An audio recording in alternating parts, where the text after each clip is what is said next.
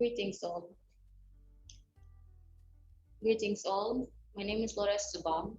And my name is Isaac Sitao. We're both year three students studying under the Faculty of Medicine and Health Sciences and will be your hosts for today. Before we begin our session, we would like to acknowledge God's presence as He is the ultimate giver of life. A welcome to our students and staff along with our general viewers.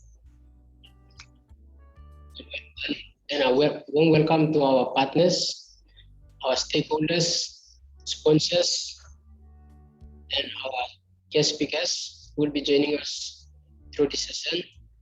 As the list goes on, firstly, I would like to welcome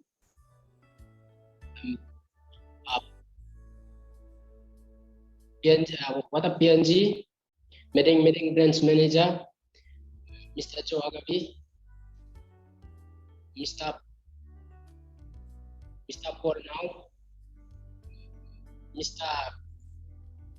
Albert Yoti, the OIC Physiotherapy Department, Alotau, PAG, Miss Andriela Velosi, Active Physiofix,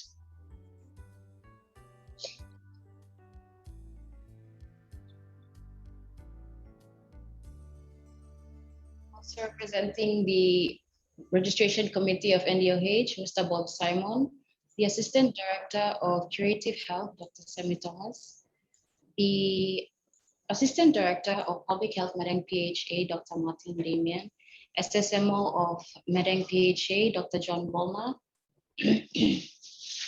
and Ms. Jacqueline Yala, Touching the Untouchables Media Officer, a local NGO in Eastern Highlands Province, and Mr. Michael Murray, the Overseer of Goroka District Health Services. Thank you all for joining us. Working closely with our school team, Expressing the Language of Love through Education and Health Services, that is our 2021 faculty theme for this year. For today, we have 8 segments, 6 of which will give you an insight to the 6 departments that make up our faculty.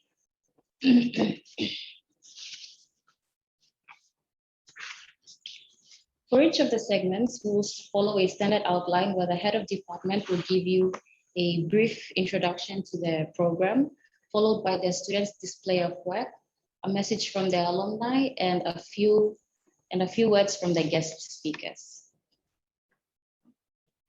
Before we begin, I would like to go through a few ground rules for this session.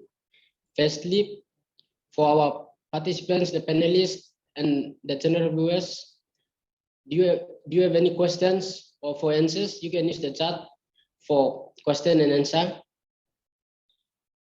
And also, if you have any questions, you can raise your hands by using the raise hand in the reaction. And also, for our guest speakers in this session, you'll have only 2 minutes for this for the speeches. If you go beyond 2 minutes, we will interrupt you from that. And also, please keep unmute because of noise at the background can interrupt the session. Thank you. So now we will begin our program. Our program will begin with the welcome message from the Diwanwood University President, Professor Father Phil Gibbs, followed by the virtual tour of our campus. After virtual tour of our campus, we will hear from the Diwanwood University Registrar's Office. And after Registrar's Office, we will hear a short speech from the Faculty Dean, Dr. Clement Manineng. Please relax, sit back and enjoy this session.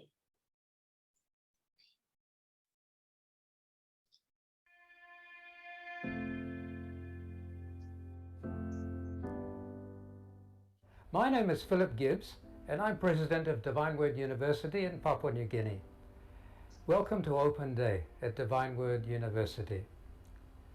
Open days are a common feature at universities as a chance for the public to visit and learn about what the university offers, and also as a career expo. an opportunity for potential students to learn more about life at the university. This year, due to restrictions imposed by the coronavirus pandemic, we can't have crowds of people milling around on our campus. So we've decided to have a virtual open day, utilizing the great resources we have here in information technology. It is with that modern technology that I'm able to speak with you now. Throughout the whole of today, for the next 8 hours, the faculties and other groups from Divine Word University will have an opportunity in webinars through Zoom and streamed on Facebook to tell you more about life here, respond to your questions, and engage with many of our important stakeholders and industry partners. We will be starting off with a virtual tour of several of the campuses, giving you a chance to look at some of the spaces and meet people you would experience here as a visitor.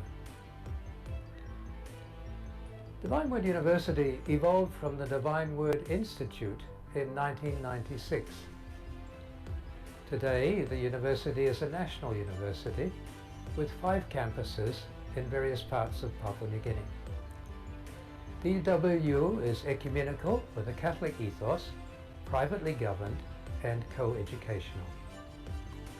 DWU aspires to be a national university, open to all, serving society through the quality of its teaching, learning, research and community service in a Christian environment.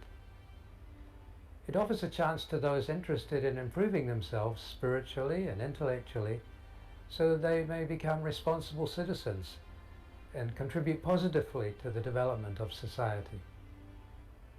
Students come from all 22 provinces of Papua New Guinea and from abroad, including Solomon Islands. The university aims to turn out graduates with the skills required for national development, as well as professionals who will provide Christian leadership for the nation. Professional ethics learned at DWU will hopefully stay with graduates throughout their working lives. At the end of their courses, and for most that means 4 years, students attend a missioning ceremony, with each final year student receiving a special missioning cross as a constant reminder of the transformation they will have experienced while here. In a country with very high levels of gender-based violence, DWU has a special interest in encouraging women to take an active part in national life and in improving the status of women in society. Of more than 1,700 students currently enrolled at the Madang campus, more than half are women. A similar structure applies in other campuses as well. DWU has 4 faculties: Business and Informatics, Arts and Social Sciences, Medicine and Health Sciences, and Education. We will be hearing more from the faculties during the day. The theme for this year, 2021, comes from one of the early Divine Word missionaries who was missioned to China, Joseph Reinadamitz. We remember him as saying, "The language that all people understand is that of love." That is our underlying theme for today. Welcome to Open Day at Divine Word University.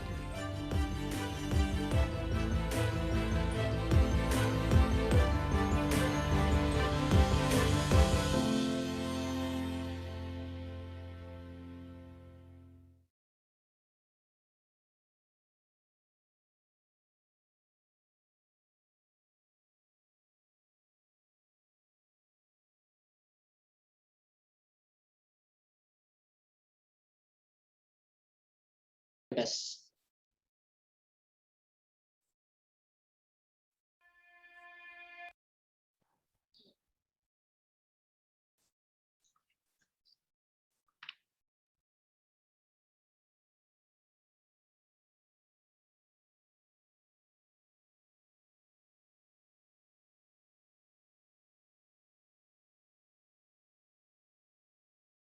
And let me show you around.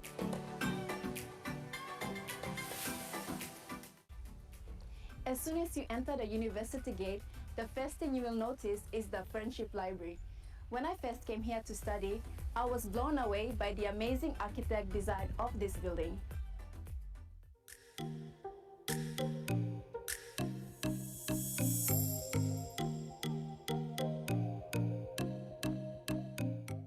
The library contains so many different books. One of the best things about this library is that it also has modern cataloging software. And that's not all. Upstairs you will find the Nosa Library, which was named after the late Archbishop of Medan, Adolf Nosa.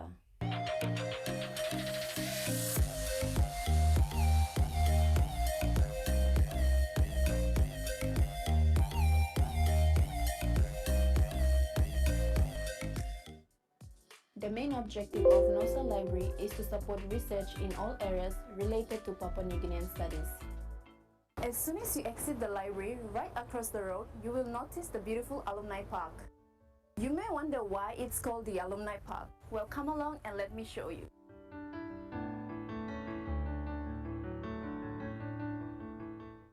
Each year, Divinewood University awards alumni for their outstanding contribution towards society and professionalism. These are some of the alumni that contributed towards society and professionalism.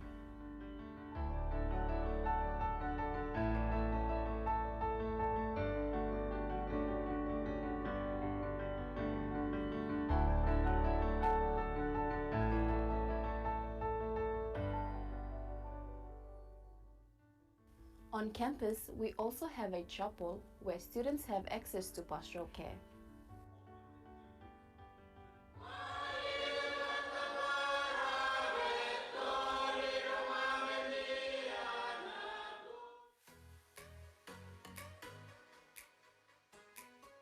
As small as this building may look, this is the heart of online learning here in Divinewood University, the Information Communication Technology Center.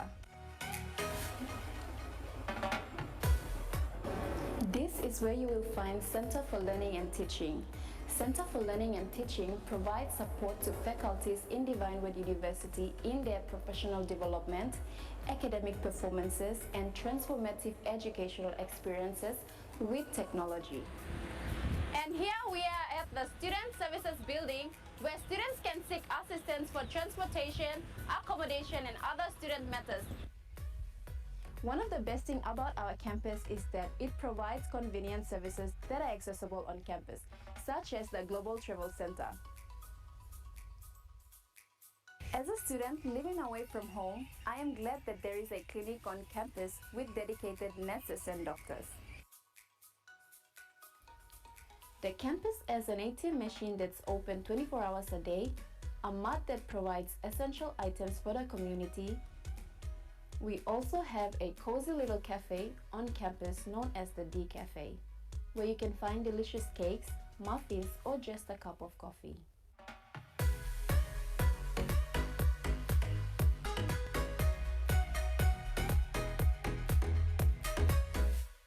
We also participate in sport activities on and off campus. We have sport field for rugby, netball, basketball, volleyball, soccer, and a tennis court.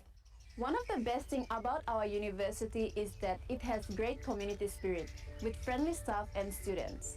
For more information about our Divinewood University's Medan campus and its other campuses, visit our website on www.dw.ac.pg.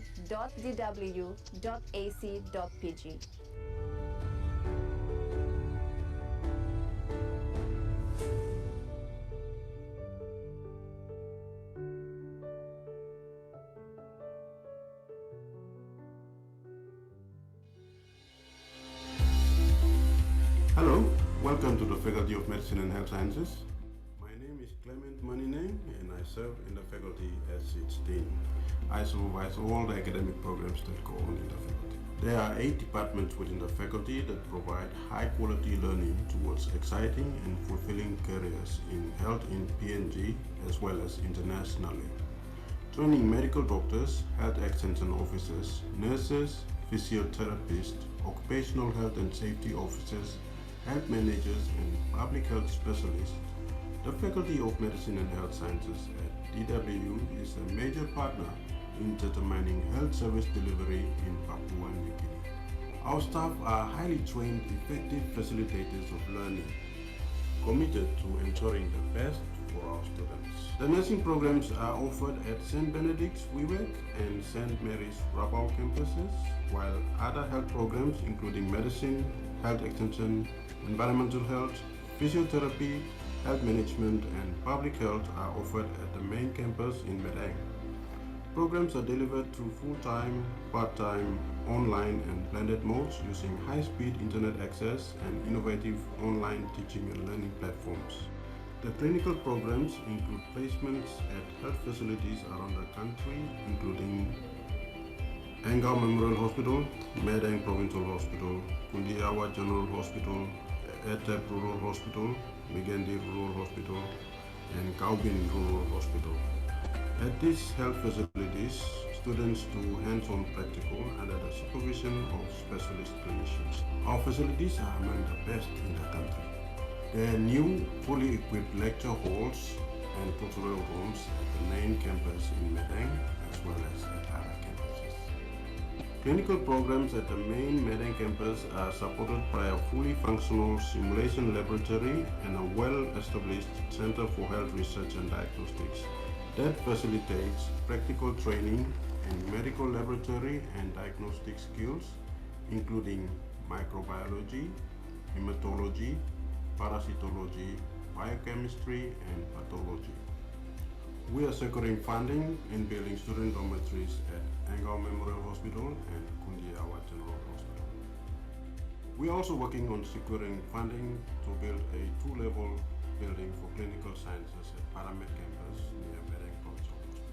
We are also very grateful to the Department of Higher Education, Research, Science and Technology, the Department of Foreign Affairs and Trade of Australia, the Old Dutch Foundation of the UK, Red for the World, and others who continue to help us. We know that together we are stronger, and the reversing of the declining health indicators in Papua New Guinea is possible through collective effort in providing the best training to future health workers and health leaders in Papua New Guinea. With that, a very warm welcome to the Faculty of Medicine and Health Sciences, and I hope you enjoy our story as you get a glimpse of the respective departments and programs in our faculty. Welcome.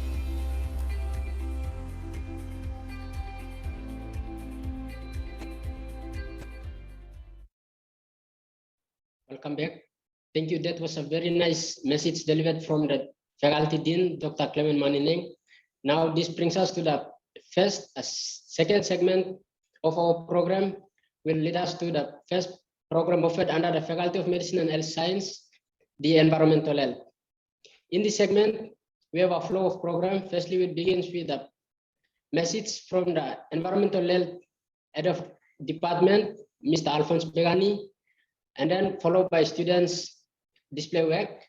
We'll have the alumni from the Environmental Health display, and then we'll wrap up the segment with the message from the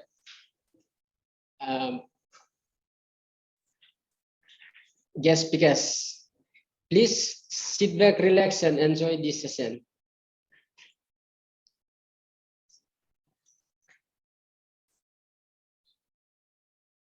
Okay, thank you. Welcome to Environmental Health Department. I'm Mr. Alphonse Begani. I'm the head of the department.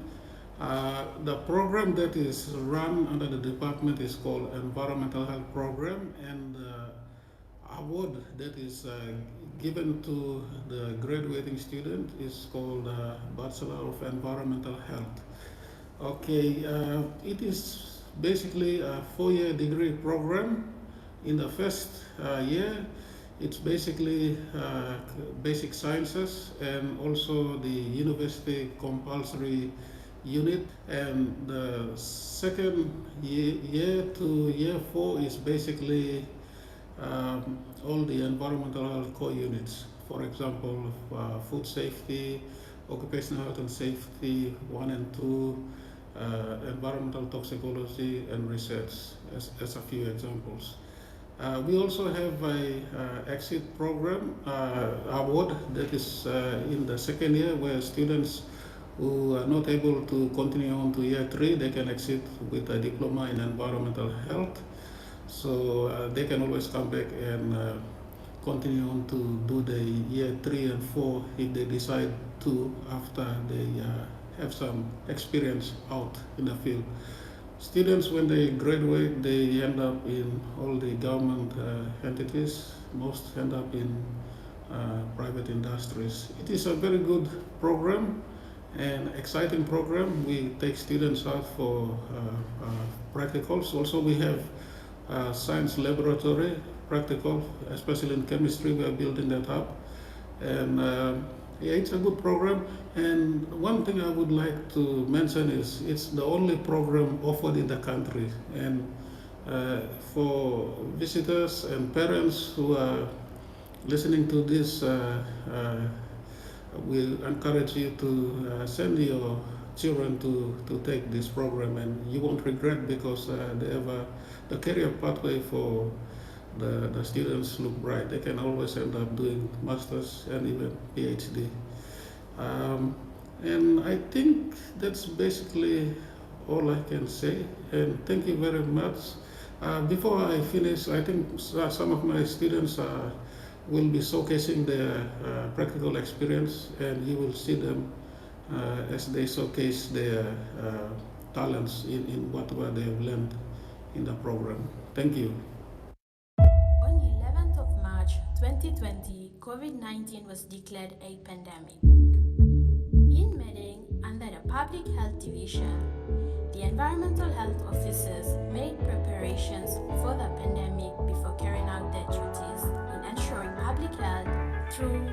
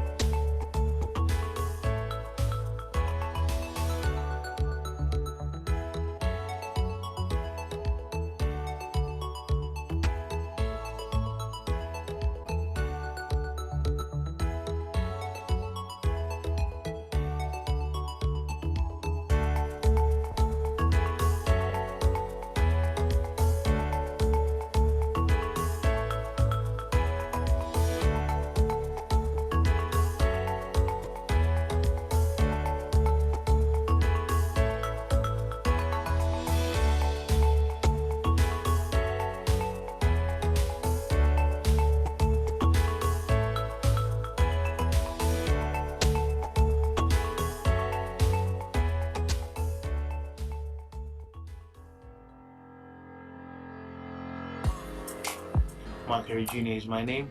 I graduated in 2014 with a bachelor's degree in environmental health from Divine University in Medang. For the last 6 years, I've been employed as an environmental health technician in the oil and gas industry, specifically the PNG LNG project. I've recently started my own SME, where we specialize in noise monitoring, where we use special equipment such as this, called sound level meters, to conduct noise assessments in the field. The best part about environmental health is the ability to connect and combine scientific knowledge together with the physical world. For those of you who are interested in environmental health, I encourage you to apply, as there is a big need for environmental health work in the field. Hello, my name is Dahlia Norris. I'm an environmental health officer engaged with UNLV Provincial Health Authority in Alota. Been currently working with quarantine, monitoring vessels and aircrafts, and also we've been implementing a wash project in 4 communities, installing water tanks, building VIP toilets, and improving well water supply. Hi, my name is Philip Ware, graduate with Environmental Health, Divine University. I'm currently engaged with WHO, World Health Organization, under the Department of Health Logistics, working as a health logistic construction consultant and coordinating WHO projects in PNG. My name is Beatrice Begani. I work with OTML as a graduate trainee. Currently, I am attached with the Health Services Department and I am helping out with the COVID-19 outbreak. Hi, my name is Elias Titus. I'm currently engaged with Rhodes PNG Group of Companies. I work under the Safety Department and my current job title is QHSC Manager. What we basically do as QHSC Manager, we perform duties in accordance with all applicable standards, policies and regulatory guidelines to promote a safe working environment. Also, we work closely with the General Manager, Construction and Project Manager to maintain optimum levels of communication and effectively and efficiently complete projects. Thank you.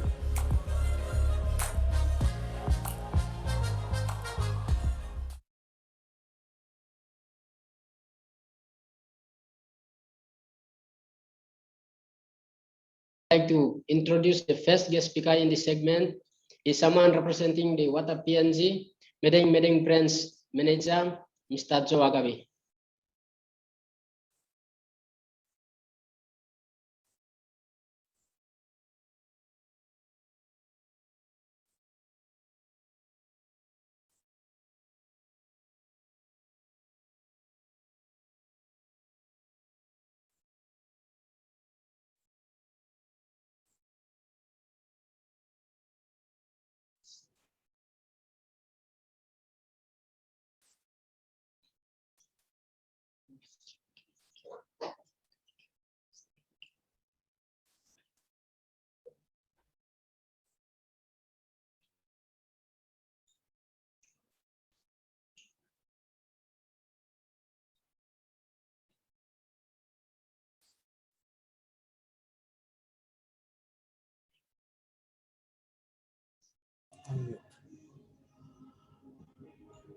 Can you hear me?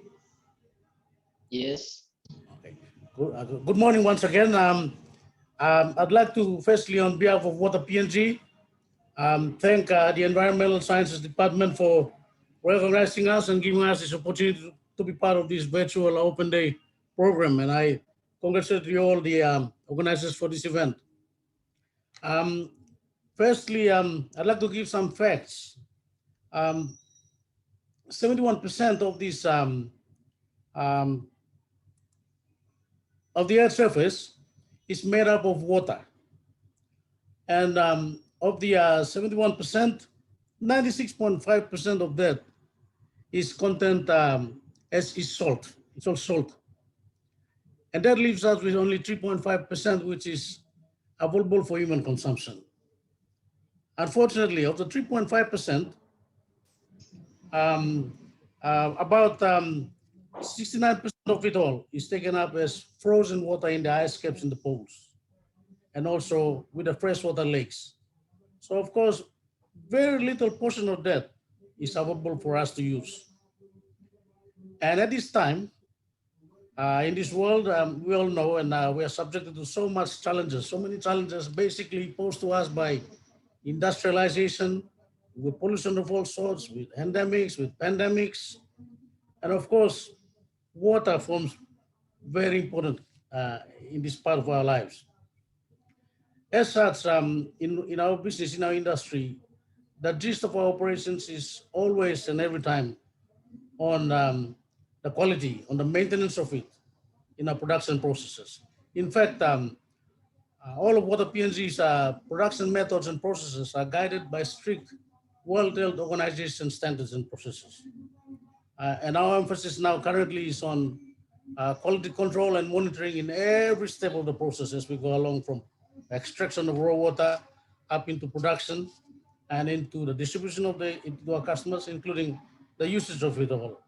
And I'm glad and pleased that the Environmental Sciences Department has over the years visited our plant, visited our water treatment sanitation pond, and I do hope and knew that it has actually opened the mindset of the students there in getting to know and understand this important aspect of our quality of life. As such, partners like the Environmental Health Department, our relationship is very important at this time, because as far as I believe, having trained professionals in this area gives an eye into an aptitude into recognizing this importance of this very important parameter in our standard of living. And therefore, I strongly suggest to upcoming and prospective students and parents who are thinking of sending their students in pursuing this study in building a career around environmental health science, I think you should undertake this program because it is based basically and principally on promoting a good quality of life. And basically, you become an agent in having to sustain this life on this beautiful earth.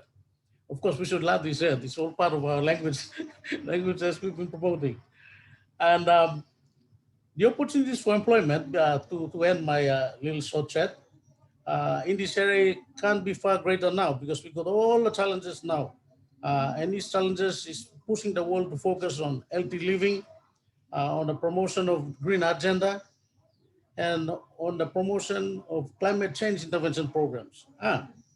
And all these programs are aimed at producing a good quality of life for us. So the need for having trained professionals in this area is far greater.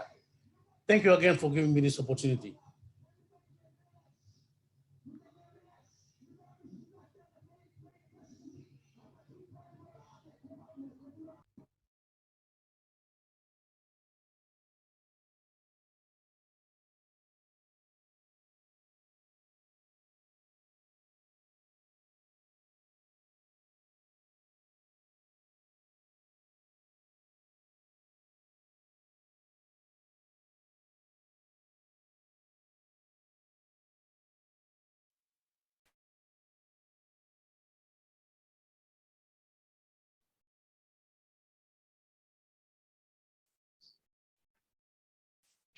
All right. Someone representing the Goroka District Health Services, the overseer of Goroka District Health Services. Welcome, Mr. Michael Murray. You have only 2 minutes to talk. After 2 minutes, there's another speaker. Thank you. Good morning, everyone. Can you hear me? Yes. Okay, I'll be quick. Thank you for inviting us, District. Good morning, Joe.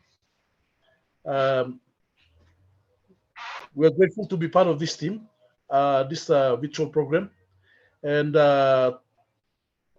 talking about the districts, I represent Goroka District Health, but I'm pretty sure it's representing the whole of the districts in the country. Basically, the district in the district, what we do, the composition of what we do in the district is basic curative health services, and public health. And we cover the provincial population through the distribution of population in each of the districts. And like so, Goroka district is one of the districts of Eastern Highlands province, and it's the same around the other provinces in the country. There are population that we need to cover as a district, and that is set out in as our targets to achieve every year.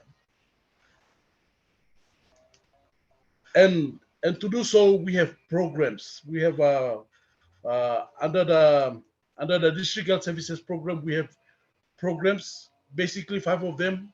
We have family health services program. We have disease control. Thirdly is environmental health. Fourth is the oral health services. And we have health education and other programs as so. But basically, what I'm required to talk about is the environmental health program, which I will talk a little bit later in its significance. But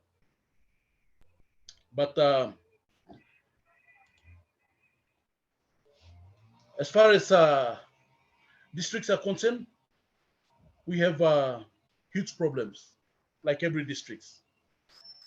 We have diseases that needs to cover, and basically the top on the list of our diseases are waterborne diseases and diarrheal diseases, and the list goes on.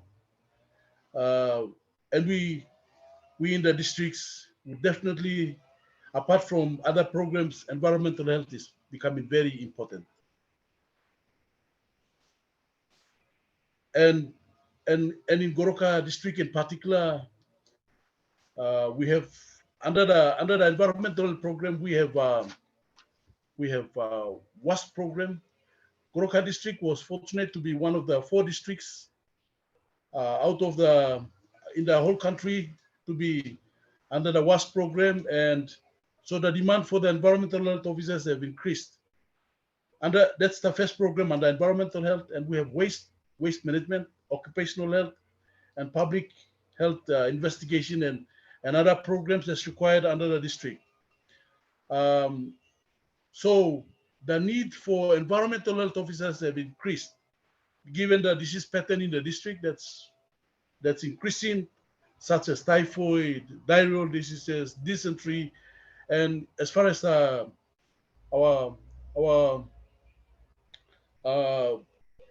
emerging diseases and the pandemics that we're having, it has come to a point where we would need really, there's a great need at the district. So I don't have much time, but to say that and to represent all the districts, we really need environmental health officers. But you know, positions are determined by, in the government, it's dictated by the other national central agencies that that we need to go through to create more positions, but the demand at the district is there. And like I said, the WASP program, we need to reach out all the villages.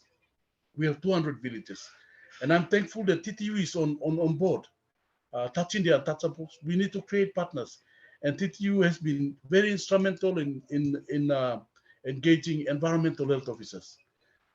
Back to the district that I said, which is Goroka, I have only 1 environmental health officer, and the programs that I have, and the population that I need to reach. So you can imagine the need for qualified people. And I agree with Joe.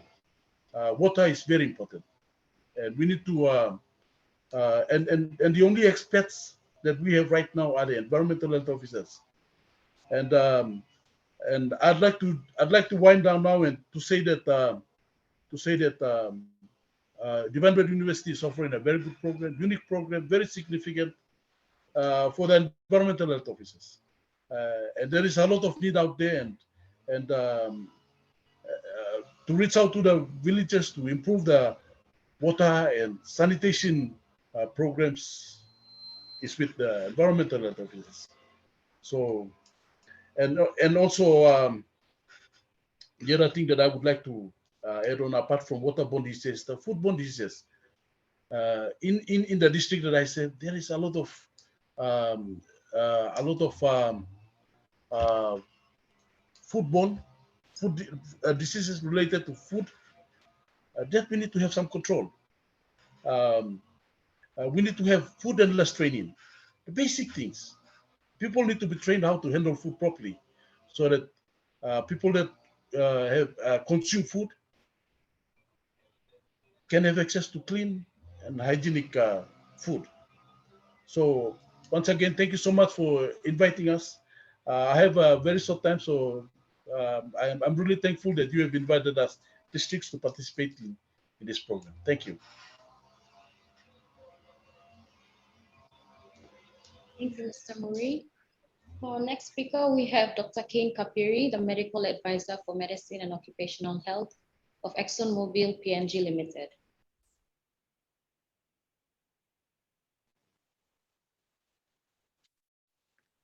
Thank you, and a good day to all panelists and the folks that Divine Wood University take this initiative to host this open day. ExxonMobil, as representing ExxonMobil, I'm pleased to participate in this open day. I think we did participate in the last one that we had in 2019 as well. This would be our second time. As other panelists mentioned, I think environmental health program is one of the very vital program in health service delivery around the country. And this has also been, appreciated in the industry facility too, especially with in terms of occupational health and the safety. Environmental health plays a very key component of running an organization like the one that I'm part of, ExxonMobil. So in ExxonMobil, I'll just give you a brief background on what environmental health program fits into this, especially in the extractive and mining and petroleum industry. So we do run programs called occupational health. And under occupational health, you have 3 or 4 different branches which constitute that program. That you have medical emergency response, and you have occupational programs that more to do with fitness to work in a site like or a facility that is operated by a company, especially the mining industry and the petroleum. And then you see public health being one of the major roles. So you have to have public health programs to keep your workforce safe, healthy from any infectious diseases. And this is where the environmental program comes in. And I can tell you that we have environmental health personnel that graduated from the Divine Wood University currently being employed on our project. And they're running this project for us, for companies like ExxonMobil, being one of the largest in the world, and they're operating in our country, for folks or for professional graduating from university like Divine Wood, and they're running our program. That's achievement in itself. So I would like to thank this program, and with respect to the timing that I have, I would like to also join hands with other folks from the public health sector, saying that there is opportunities out there for environmental health, but then it is also challenging environment at this stage where people are picking out the best, and that your program that you are running is a very good program, and you produce quality environmental health technicians. And I would encourage folks who are taking up the course to do your best and come out in the market and present yourself as something that available, and that the companies and your potential employers can see you as an asset to them. So I think that's basically my closing remarks would be this really chief, steep challenge, especially in terms of employment out in the market. So they look for the best. So I would encourage students currently taking up the course and who are about to complete your course should do your best and bring yourself into the market as a valued member or someone that would be an asset to a company or maybe a potential employer. Thank you. Thank you for giving me this time. Thank you, Dr. Kapiri. That was our environmental health department, an exciting and fun course for anyone who's interested in working in an open environmental setting. So moving on to our next segment, we have our health management program. Joining us for this segment, we have the CEO of Medang Provincial Health Authority.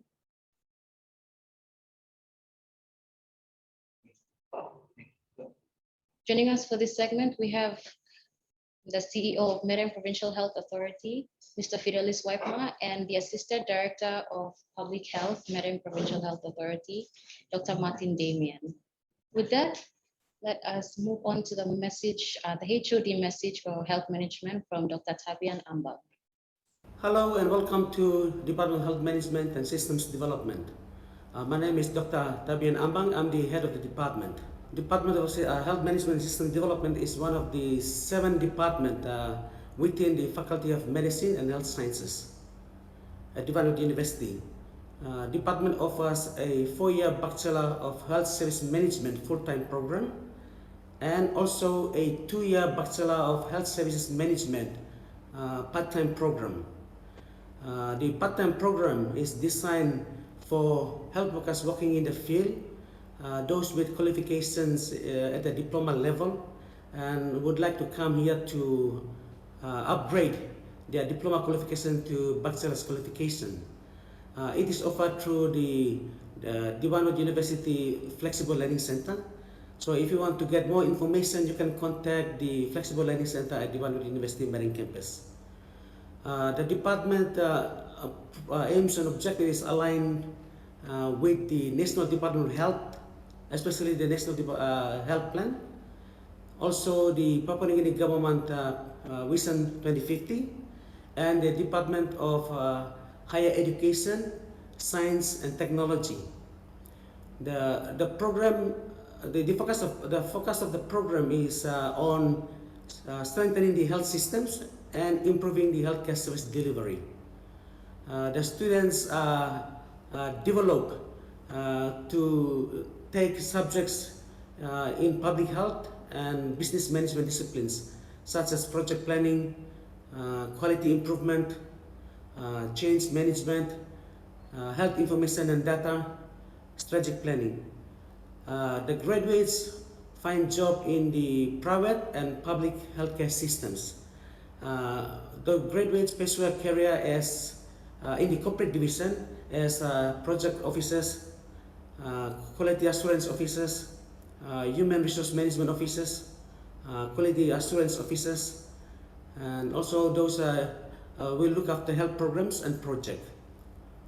Thank you.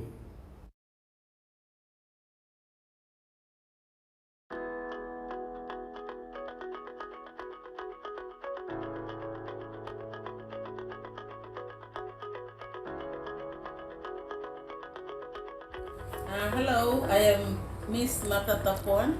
I'm from Manus.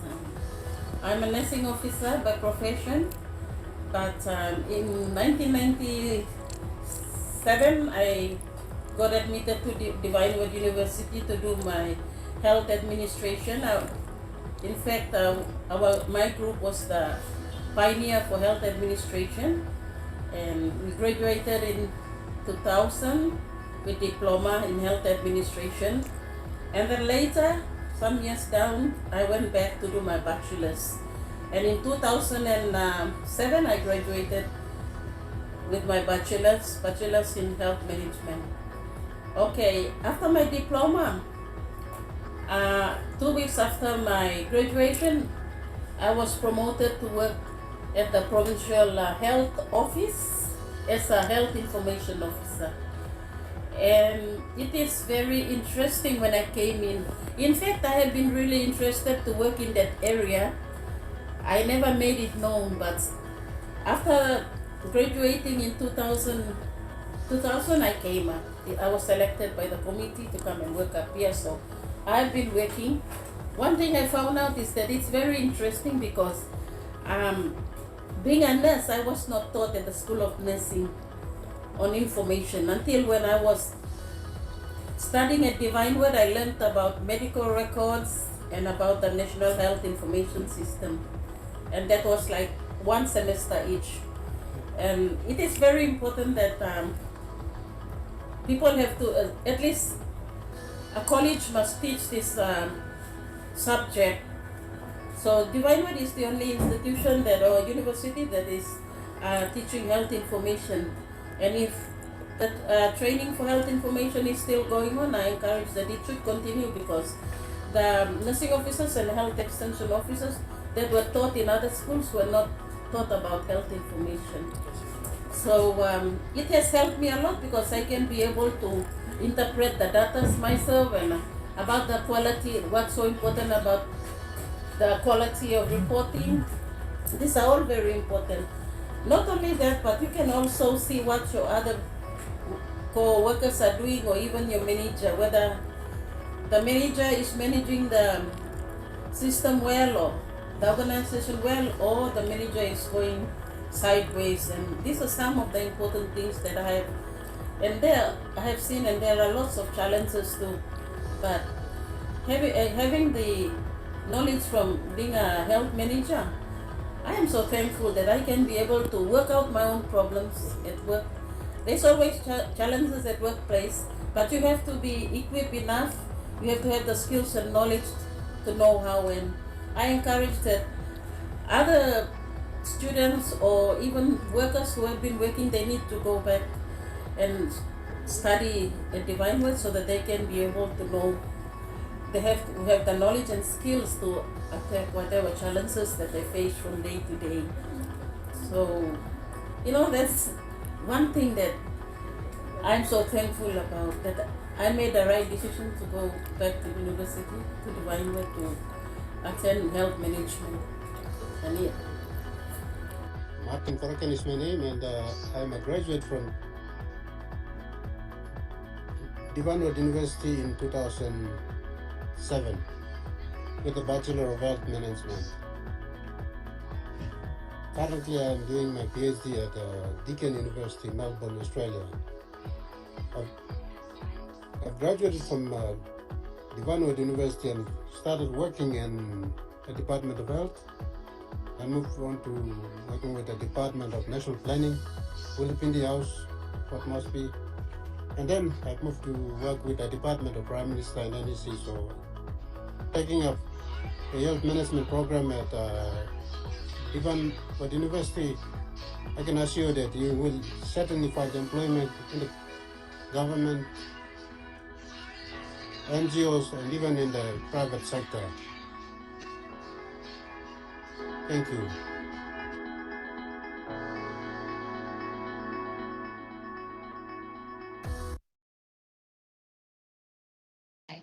Moving on to our guest speaker, we have Dr. Martin Damian, the Assistant Director of Public Health, Madang Provincial Health Authority. Please make him welcome.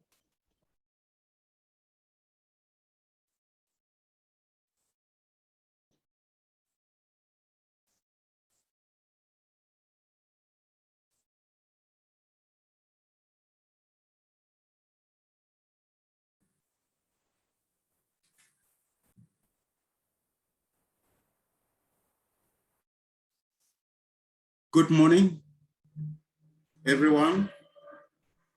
Can you hear me? Yes. Yes, loud and clear. Okay, thank you. My name is Dr. Martin Diamond. I'm the provincial physician at Madang Provincial Hospital. At the same time, I'm acting director, public health, and the Madang Provincial Health Authority. Health systems management is very important part of our service strengthening, especially health systems. And now that we are going into provincial health authority reform, many developments in health talks about health system strengthening to support the systems that we have already had on the ground. Health system support talks about infrastructure, equipments, and machinery. Health systems strengthening talks about guidelines, policies, systems of governance that will help strengthen the systems that we have. Over the years, our systems, if you all have observed and noted, there's so much complaints about how things are being done. And the outcomes and indicators that we desire to achieve in health are not forthcoming. And that's why it is very important and so timely that such system strengthening is very important. So in PHA, we really need people or healthcare workers with such skills to come and help us. Now that we are in a internet world, technological change, health systems has moved into that direction. Even the medical care has also moved into what we call robotics medicine. So when that happens, we need systems that can be developed to help sustain services up to that level. So health system management is very, very important. So with the training that Divine Word is offering, this will really help support our PHAs, not only in Medang, but all over the country, to strengthen our system so that we can deliver the service and achieve the outcomes that we desired to achieve. In terms of career development for the health management, with the current PHA reform, we will see a lot of health service or health infrastructure, and the service level will increase from level 1 to say level 6. We have new inclusion of district hospitals will be built, as well as community health posts will also be coming in. That means that we will need a lot of workforce, and we need a lot of health management staff to help us manage these facilities well. So in terms of career development, there is we are now increasing opportunities, job opportunities for health managers to come and help us strengthen our system, health system under the PHA reform, so that we can deliver the healthcare services down to the community level. So that's about what PHA can offer to the career development pathways for the health management students. So we are here to also help promote the training for all the other students out there in the country to at least come and do health management, because there is a career pathway for every students. I think that's all I can say. Thank you very much. Thank you, Dr. Diamond.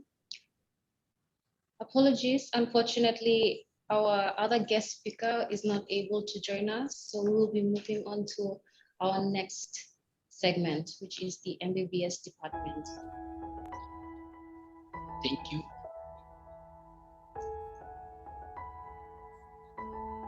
The Bachelor of Medicine and Bachelor of Surgery, or MBBS, is a new program offered by the Department of Medicine at Divine Word University that trains new medical doctors. The program was opened in the response to a desperate need for more doctors in Papua New Guinea. The ratio of doctors to patient. It's like one doctor is to 3,000 patients, like currently.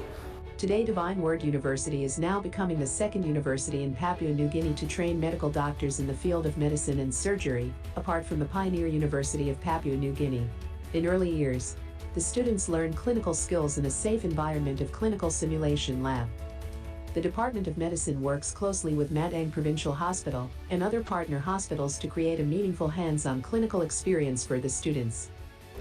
This is the surgical ward in Modilon General Hospital. I am currently performing a chest examination for Ephraim here. He has been admitted to the emergency ward a couple of days ago due to a stab wound to his left chest. I'm just basically carrying out a chest examination to see if he's progressing well. After I graduate, I would like to become a gynecologist. I would specialize in gynecology to help many of PNG women and also many of the PNG mothers in Papua New Guinea in the rural areas. The thing that inspired me to be a doctor was my father. He's a hardworking medical officer. So spending more time with him and seeing what he does and how he heals people and bring happiness to their life, it also inspired me to help people who are in need, so that the greatest reward for me would be to see a smile on their face and see them well. By doing so, students who are trained in the department are prepared to undertake duties as residents in various hospitals in the country and later to take various positions in the health system. So far we've had good outcome. We have 2 residents here who are really good from the first batch of graduates from Divine Word, and most of them are outside, and they are doing fine. We've heard from our colleagues in Engao that the group of residents that are there are excellent. So I believe that we are going to produce very good doctors from this. So I'd encourage medical students to, more people to come and do medicine. The program is offered in the main university campus in Madang, while for clinical placement the students are exposed to clinical experience at various levels of health facilities including health centers, rural hospitals and provincial hospitals. Students can apply for the Bachelor's of Medicine and Bachelor of Surgery program through the non-school leavers or school leavers form.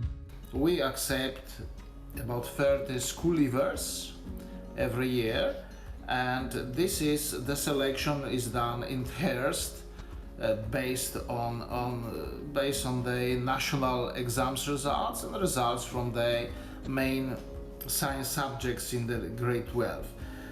We accept also about 10 non-school leavers, and until now selection was based on the results from the grade 12 marks and also GPA from the science that they studied before joining a program.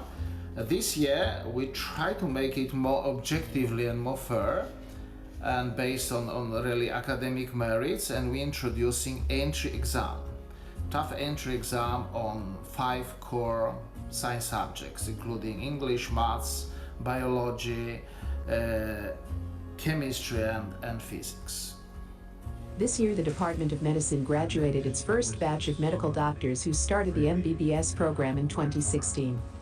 Well, I encourage young people to join the program. Country really needs good doctor to take care of the health needs of your people, and it's challenging program, but it's very rewarding later as a professionals. If we heal somebody, save lives, save from disability, is a very personal contact with patients, and it's very rewarding. We see tangible results of our work.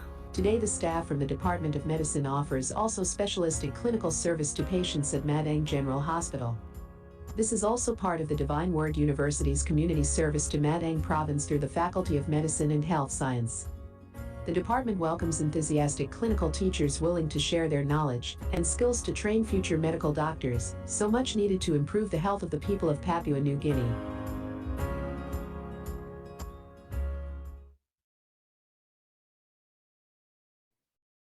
welcome Dr. John Bolna for the guest of speaker in this segment. We kindly ask you to share your experience with us.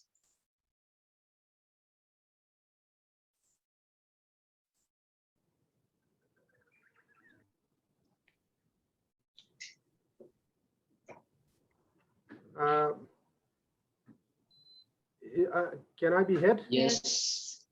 My internet connection is very poor, but I will do my best. Am I on here? And can you hear me? Yes. Yes. Can hear you. Okay, so thank you very much. Thank you for the opportunity to actually have me on this very significant virtual symposium that's been arranged.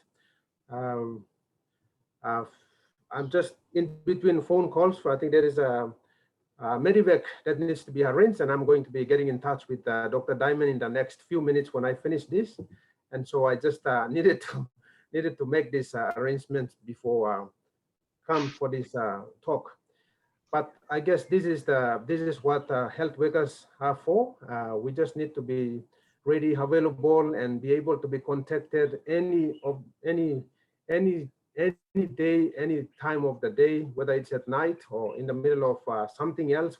Our phone needs to be on alert for emergencies, and so this is one example of it. Once again, thank you for the opportunity, and I'd just like to, as the theme goes for the health workforce, particularly in training and love in sharing and also caring for the patients, I would like to say that health, working in health sector is actually a vacation on its own. It's actually it involves a lot of love and compassion and caring for the most vulnerable and for those ones that are sick that come to us for care. So I'd like to share that being a health worker, particularly as whether you're a HCO or physiotherapist or whether our new doctors training, we just need to have this. First of all, we must have love, because without it, we won't be able to institute or be able to care for our patients as much as we would love to. So you need to first of all have love. You need to be also be able to share and care for the ones that need our help. And so there are principles of ethics that govern in health worker, particularly for doctors. And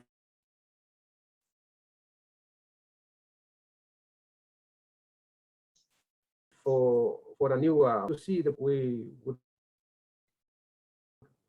would be principles of beneficence and maleficence. Beneficence means everything that we do must be for the benefit of the patients that come to us. And for maleficence, anything that we do, it must be to the best interest of the patient and must not do patient harm. So when you look at those two, there are other principles of ethics like justice and fairness and patient's autonomy, right to be respected and all that. But those two actually compass the theme of love. So we have to show that what we do is for the benefit of the patient at all times, not for anyone else. And then maleficence is we must do our best and not do any harm to the patient. That also involves a lot of love. So many times in the obstetrics and gynecology wards, particularly for pregnant women, when they come in, when they come in for delivery, we have to look after both babies and the mother. And sometimes when they're in labor, they're actually very distressed and they're in pain. So they will be very uncooperative at times, and sometimes they will do things that is not as expected. But when you have love and when you know that whatever you do, it must be to the benefit of the patient and not to do harm to the patient, that's what love is all about. And as health workers, it's a vocation and it's a calling. And so we must be available all the time, and we must be reachable, and we must also be able to show the love and compassionate to actually serve the vulnerable, particularly the sick patients, and in this case, the pregnant women and the unborn child. And then when all of that is done, then it's a holistic approach. Patient will actually get to trust us, and everything else will be okay. The baby will get to be born, and the mom will be happy, and everything else will go smoothly. So there are principles of ethics that governs and health worker. And for this talk, I just wanted to point out that there are two important things: beneficence and non-maleficence. These are two important things that encompass the love that you must have in order to care for the patients, particularly for those ones that actually need our care. We need to give them a holistic approach, and therefore, at the end of the day, they will be happy, and then we will also be happy, and everything else will work out right. So I thought I'd share with this, share in this virtual symposium about love and how to care for patients. Particularly, most of them will be in pain. Most times they will be in pain. So the pain needs to be alleviated. We need to be there and show love and compassion. And in that way, we will be able to get the best out of the patient, as well as we will be satisfied. So that's a very important theme to actually instill in the undergraduates as they are training to become health workers, particularly for those MBBS students and rural health and others. It's always important to have that quality and characteristics of compassionate and love what you are doing, and give it to the best of your ability, and you will get to have the maximum happiness in whatever you do later on in life. So compassionate, love, and do what is best for the patient. Do no harm to the patient, and respect the patient. You must not be judgmental, and treat everybody fair, whether they're rich, they're poor, tall or short, black or white, doesn't matter. Once you have love for every individual that comes to you for care, there is no stigma, stereotyping. Everyone gets the same time and care that you have for everyone. So with love, you will be able to treat your patients well.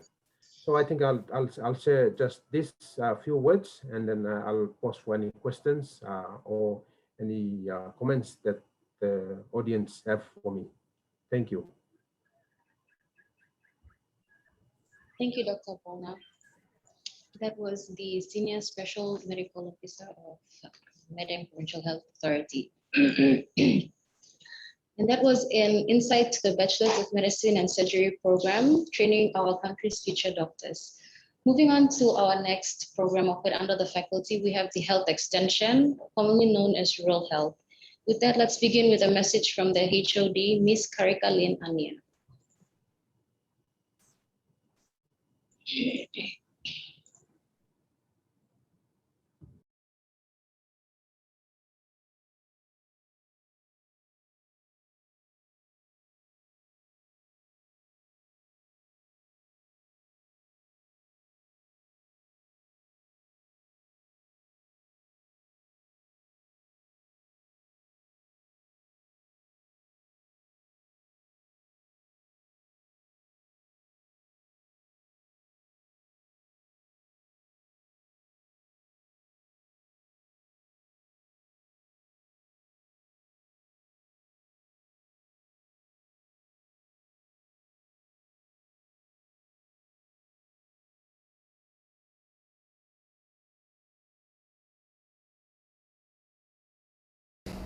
We accept grade 12s with all B's, B grades and above from grade 12. And the other full-time program we have is the Advanced Diploma in Eye Care. And this is sponsored by Fred Hollows Foundation. And in this program, it's an in-service program. We get field workers with diploma in nursing or health extension officers with diploma can come in to do this program. It's a one-year program. and you graduate with an advanced diploma in eye care.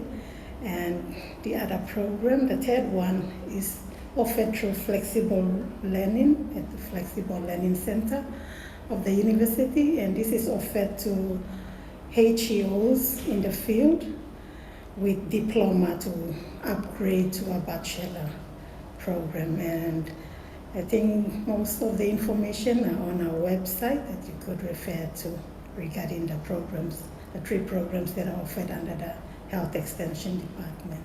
Thank you.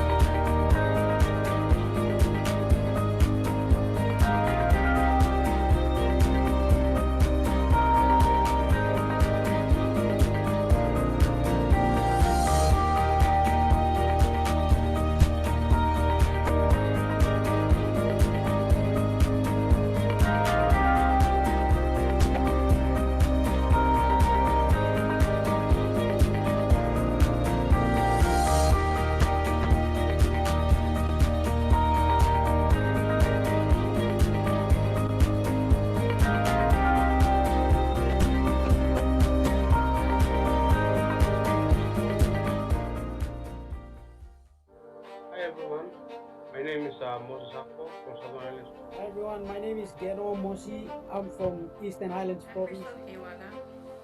I graduated in 2006. My name is H.O. Pakol. My given name is Sylvia.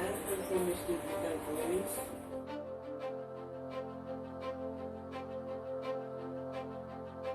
Hi everyone, my name is Geno Mosi. I'm from Eastern Highlands Province, Hanganofi District. I took health extension in 2013, 14, 15, 16 and graduated in 2017. I did my residency in Mendi and Goroka hospitals, and I am currently working with Bennett Institute. In Port Moresby General Hospital. My message to current and future students is that procrastination, don't procrastinate. Just turn off social media and then learn as much as you can, learn it deep. There's a lot of opportunities. I'm Crystal Kiwaga. I graduated in 2016. I'm currently employed by Sky Health and Medical Services. My message to the current students: being a HO is a noble and fulfilling profession, so you're lucky to be one of those taking it up. And to the future students, like I said, it's a very fulfilling and noble profession, so would like to see more people taking up this career. Hi everyone, my name is Moses Akpo from Southern Islands Province. Graduated as a HEO in 2017 and now currently employed by the Intellectual SOS at the Lancashire Moro Clinic. And my message to the current students is that keep on working hard and you will see a brighter future on the other side. If you don't work hard, you earn nothing. And to the future students, keep applying for health-related programs like HEO programs and other health science programs, because to date now, the health professions, you won't look for jobs, but jobs will look for you. My given name is Sylvia. I'm from the African province, East branch of Borneo. I graduated in 2018. Currently, I'm working with Bennett Institute under the Global Fund HIV project. Attached with Nanga General Hospital, this is sponsoring unit. So my job is to coordinate TB patient treatment supporters. So my advice to you current students, your education is very important. Most importantly, you must maintain your GPAs, and you must always remember that you are not competing with one another but with the system. And for future students, I encourage more students and undergraduates to get a HO course.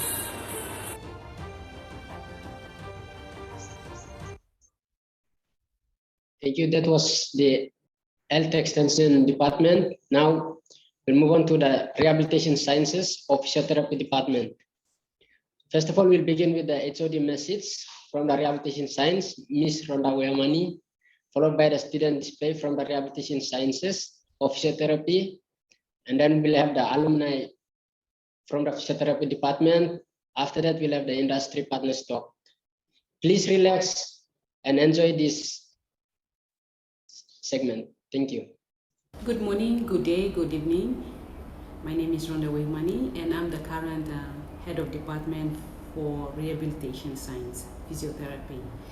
The program itself is now 4 years, and the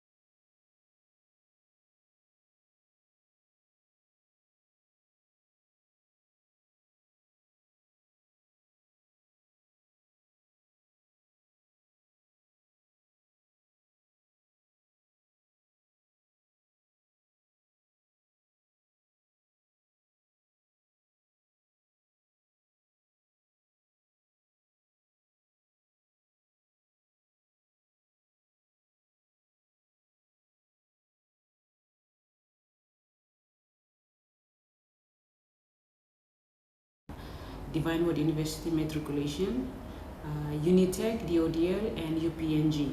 Okay, for those who want to get into the program, non-school leavers, they have to have a C grade in their grade 12 and then upgrade to a B, not from a D to a C. And also they have to have experience with working in the hospital under in rehabilitation, and they have to write a one-page essay stating their reason why they want to take a physiotherapy program. Okay, so those are the entry requirements for non-school leavers. For the school leavers, it's grade 12, B in English, B in biology. They can get chemistry and physics as well. So those are the requirements that they need to come into the program. We have seen a lot of physios graduates from this university, working with sports team, and they have traveled overseas as well. And we have few physiotherapists in the country that already started their private practice, and which is a good opportunity that after graduating from Divine Word, you won't be lost. You are not limited. If you think about taking a physiotherapy, you are not limited. So there's opportunities out there. So it's not only about sports. I know most students, when they apply, they think about taking up sports, but you can find your space anywhere, and you can help people that you want to. Thank you. Divine Word University is the only university in Papua New Guinea that is offering rehabilitation science or physiotherapy. In the first year of study, students are introduced to learning the foundations of being a physiotherapist. Here the students study biomechanics, basic medical sciences, health promotion and health psychology, so that they can attend to a patient in a holistic manner. In addition, they are taught basic physiotherapy skills in assessment and treatment, where they also learn hydrotherapy, where exercises are performed in water. In the third year of studies, students will already have a fair idea of the basic physiotherapy assessment and treatment techniques, and so are involved in rotations of the hospital and at the university physiotherapy clinic. They are now taught about the specific clinical conditions, along with the specific assessments and treatment.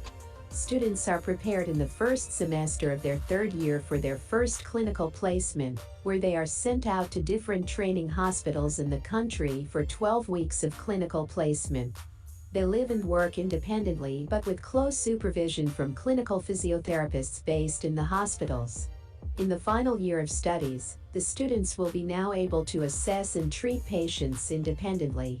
In the first semester of year 4, they undergo their second clinical placement for 12 weeks in different hospitals around the country. During the clinical placement, they also do data collection for their research projects, where it will be presented towards the end of the second semester. Studies in year 4 is different from that of years 1 to 3, as it involves more clinical hands-on at the University Research and Rehabilitation Center, Physiotherapy Clinic, and the Mat Eng Provincial Hospital. Apart from clinical hands-on with patients, students also are introduced into the field of sports physiotherapy, where they learn about different sporting injuries and management. Physiotherapists do not work alone, but are part of a team of health professionals. They work together with the nurses, doctors, other medical specialists, radiologists, psychiatrists, etc., and health extension officers where patient management is concerned. Physiotherapists do not only perform a clinical role in their daily work, but also perform administrative work involving the daily management of the physiotherapy section within the respective institutional settings. During the 4 years of studies, students also take part in organizing extracurricular activities, such as National Disability Day, Divine Word University Open Day, World Physiotherapy Day, and other university events. They also take part in professional leadership development programs such as Toastmasters, peer mentoring, and psychosocial education, which help them to build attributes of leadership, teamwork, responsibility, and participation research to encourage lifelong learning. The students also take part in university retreat programs as a holistic approach to a student's integral development skills.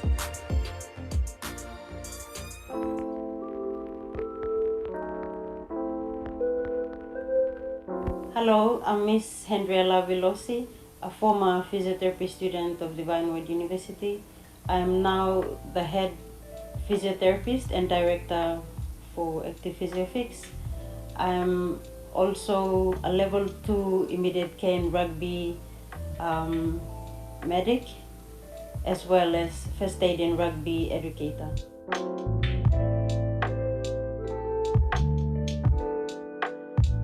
My experience in seeking employment was tough. I never gave up. I focused on growing and gaining experience.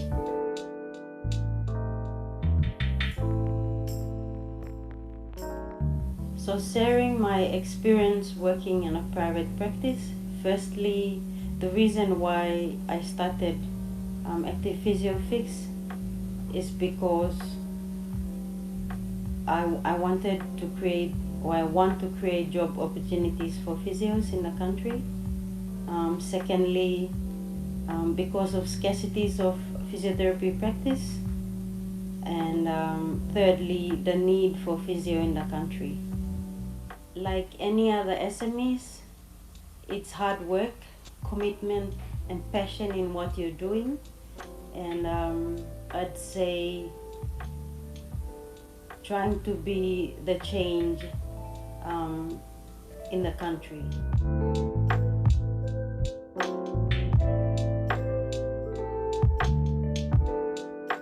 We attend to corporate clients, expatriates and local. We also see sporting athletes and those that attend personal training or fitness trainings, and any other ordinary Papua New Guineans that have any issues with their movements and functions.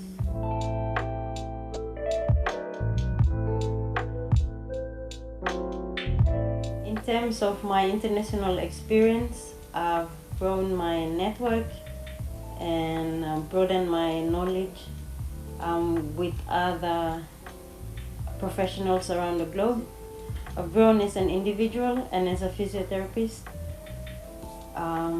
with the experience traveling overseas with sporting teams like rugby union, rugby league, AFL, football, cricket, netball, basketball, and I've also been involved with the Pacific Games, Commonwealth Games, and World Cups.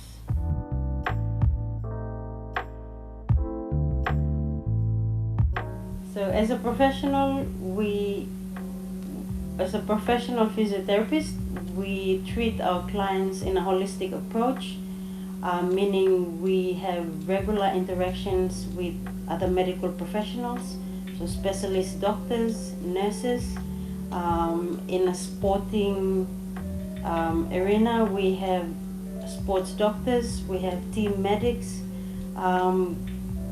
psychologists, nutritionists, we have skill coaches or head coach, strength and conditioning coaches, or personal trainers or fitness trainers. We also talk to the sporting administrators, so we have managers.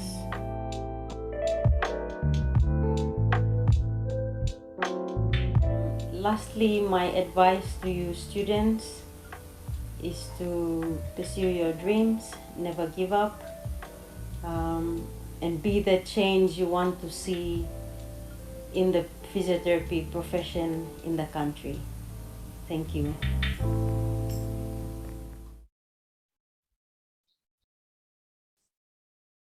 That was the rehabilitation science alumni.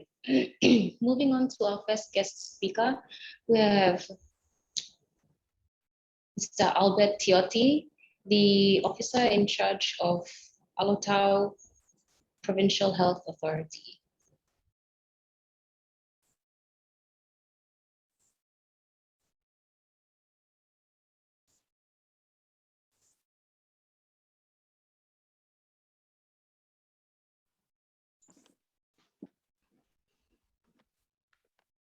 Hi, everyone. Hello. Hello. Good day. I am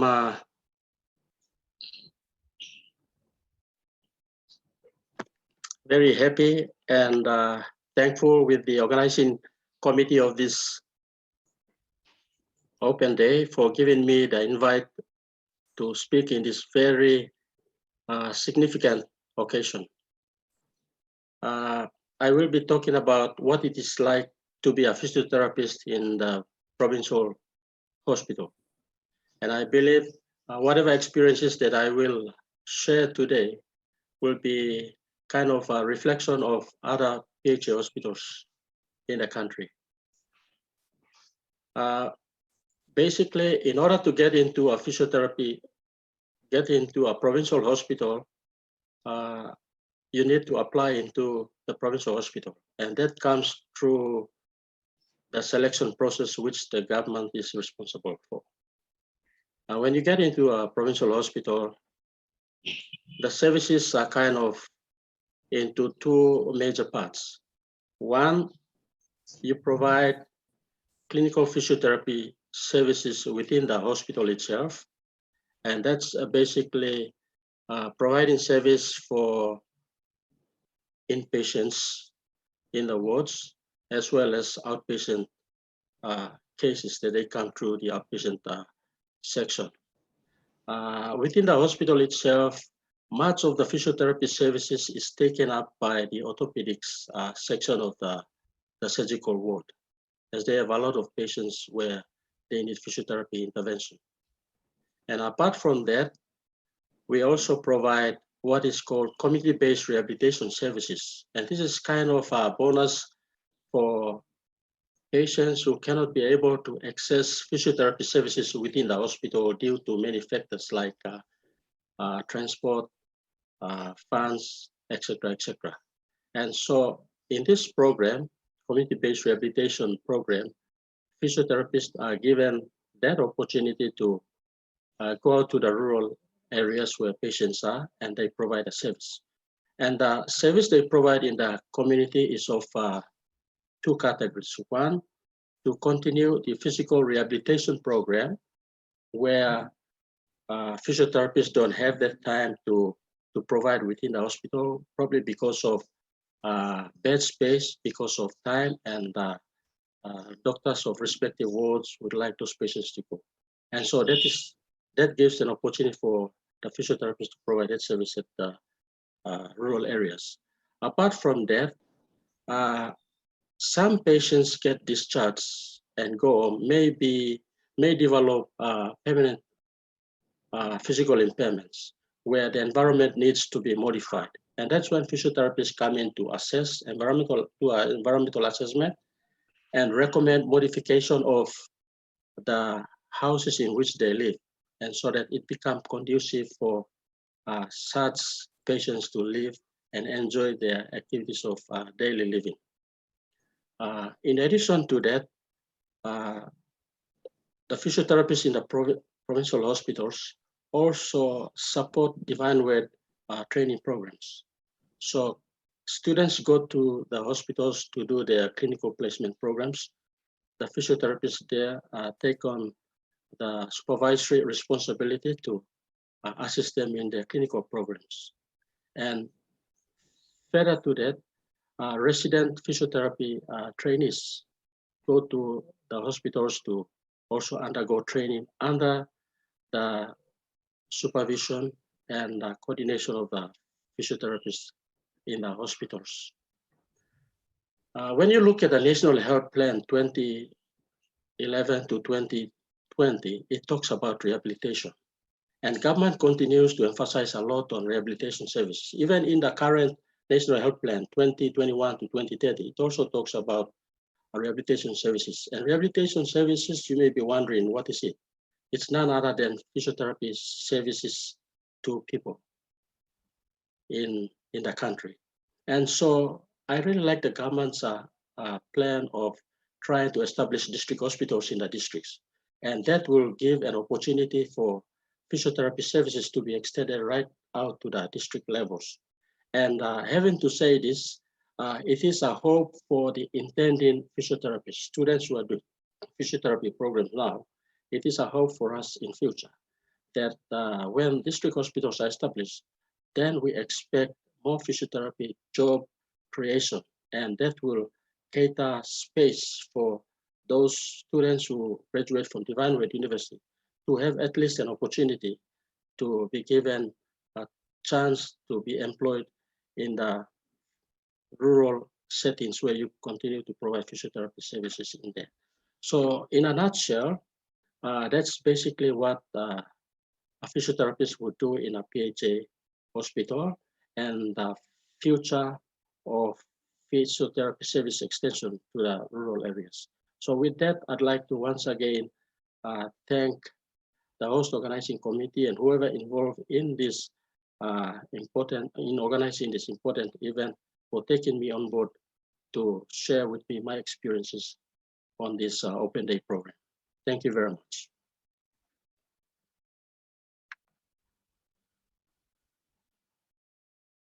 Our next speaker in this segment will be the team leader of physiotherapy, Jessica Disability Services, PNG, Miss Marilyn Tuasa.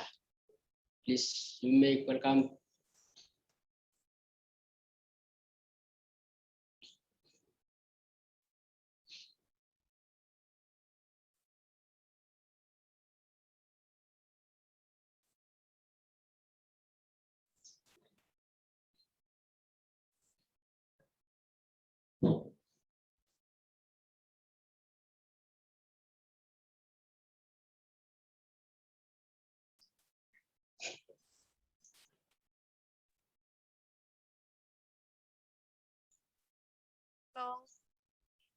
Hello, Hello.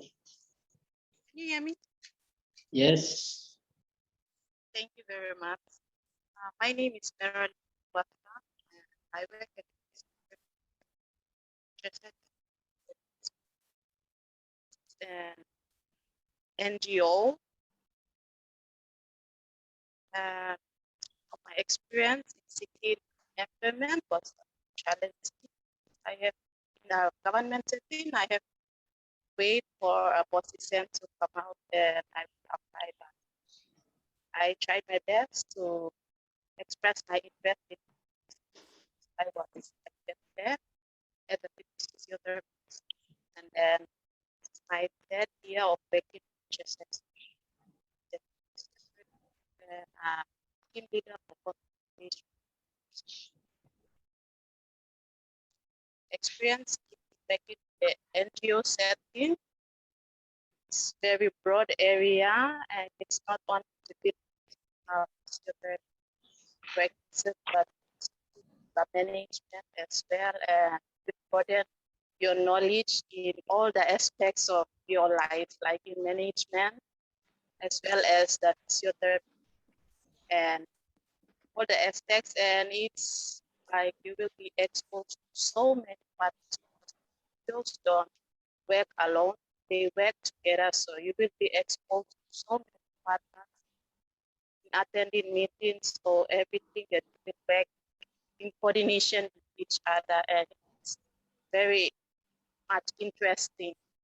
So I'd say I was during my clinical placement, I didn't expose much to CBR work, but my employment, my first formal employment in a CBR setting is much more interesting, I would say, because most of the time I go out to the public and those the hospital and go to the some they can come back to the hospital for services.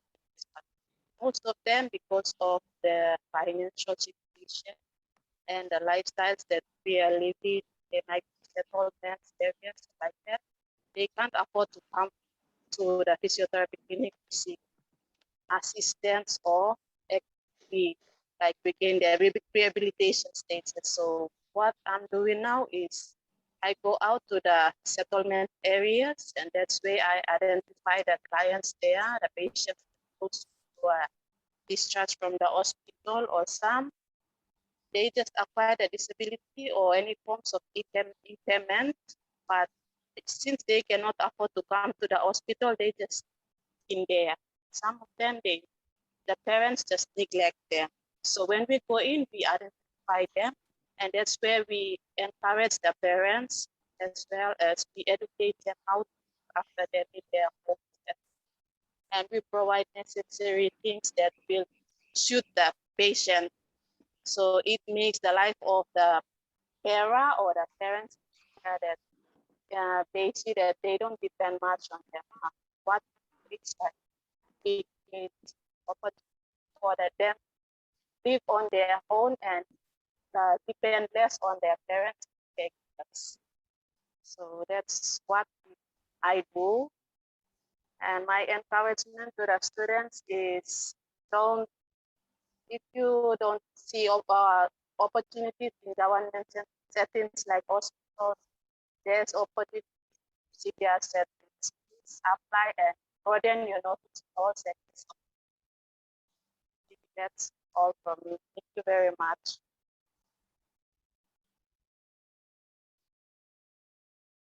Tuasa. So moving on to, and that was our physiotherapy, that was our physiotherapy program.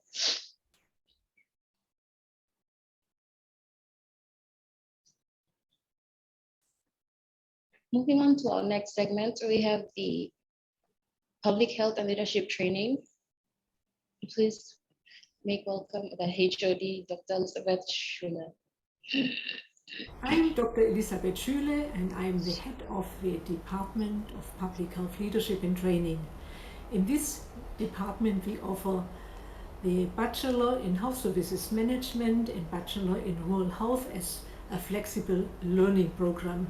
In 2018 we started the Master of Public Health, which is also offered in a flexible learning mode, meaning 2 weeks residential classes are followed by 13 weeks of learning, online learning using the Moodle platform.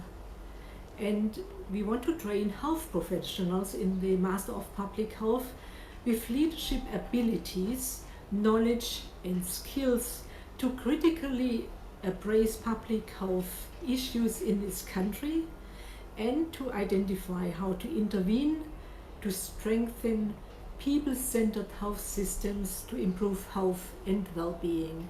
We also have international guest lecturers and they teach via Zoom.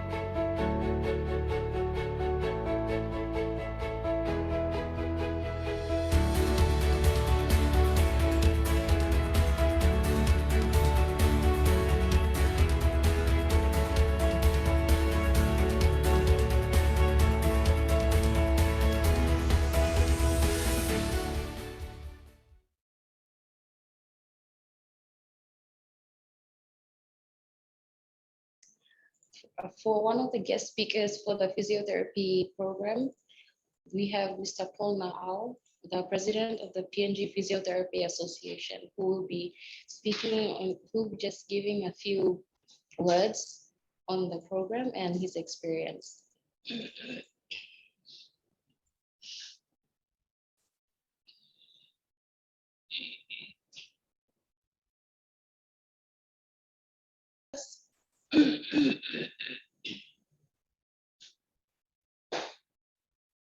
Hello.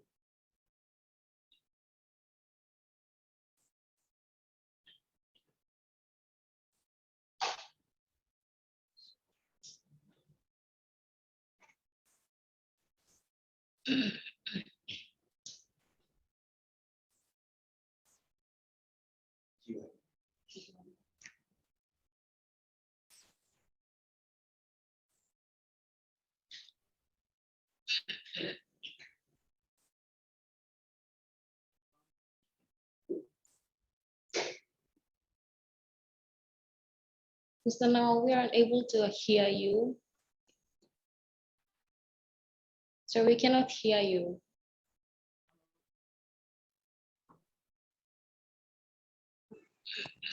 Good afternoon. Can you hear me this time? Yes, we can hear you loud and clear. All right. Thank you very much. Sorry for the delay. Firstly, let me comment the Faculty of Mental Rehabilitation Science. And Mr. Paul Naal, Senior Physiotherapist at the New Island Provincial Health Authority and President of the Papua New Guinea Physiotherapy Association. PNGPA is a professional body for all qualified physiotherapists and technicians in Papua New Guinea. Now, PNGPA was officially launched at the 48th Medical Symposium in Port Moresby in 2012. It was formally launched as an association for all physiotherapists practicing in Papua New Guinea. Since then, more graduates at Divine World University who have completed their residency program and attained certification from the medical board of PNG initially become members of the PNG Physiotherapy Association.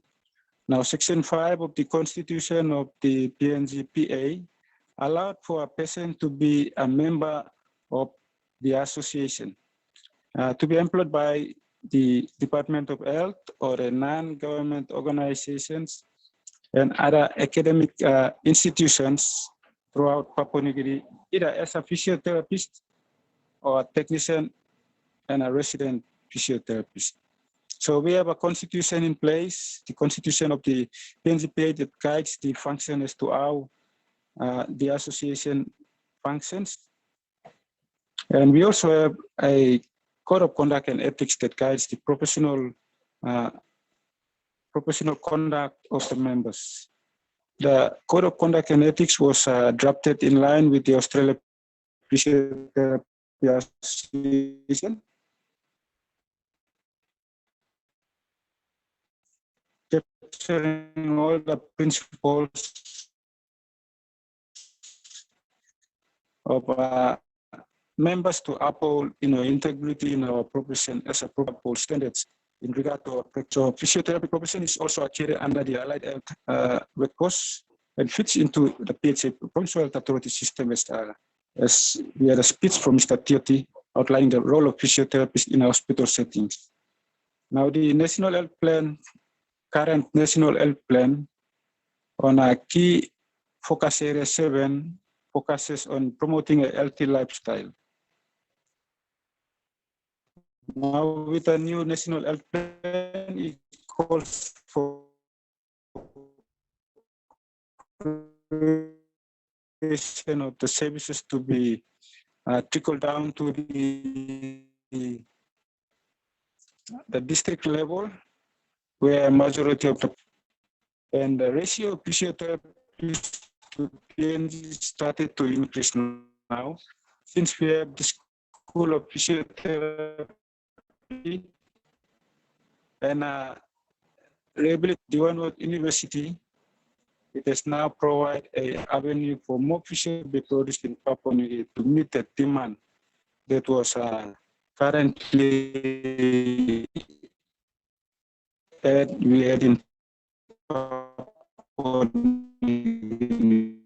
So now we have a lot of physiotherapists produced at Divine World University. They need to go through proper residency training for 2 years prior to the certification and to become as a qualified physiotherapist to practice in Papua New Guinea. So physiotherapists can work in either hospitals, either mining industries,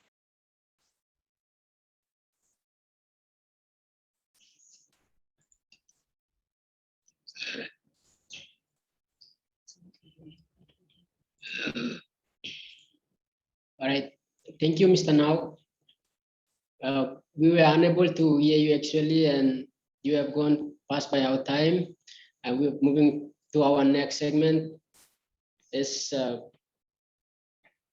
will be our Q&A session. It will be due for 6 minutes. If you have any questions, you must write the questions and address it to the panelist or whoever that you want to get the information and answer from. So our Q&A starts just now.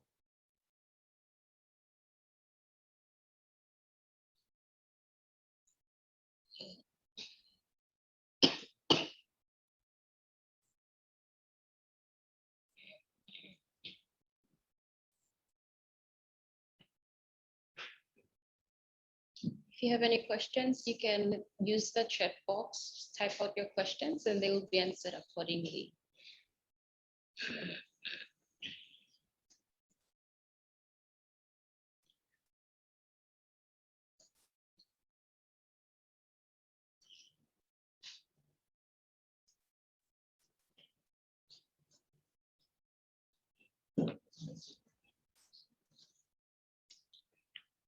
If there are no questions, then thank you.